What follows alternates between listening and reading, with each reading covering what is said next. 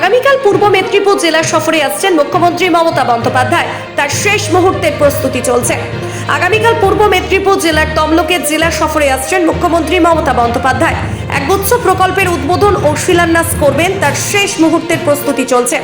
প্রস্তুতি খতিয়ে দেখতে সভাস্থল ঘুরে দেখেন পূর্ব মেদিনীপুর জেলা পরিষদের সভাধিপতি উত্তম বারিক ও রাজ্যের স্বরোজগার নিগমের চেয়ারম্যান তন্ময় ঘোষ।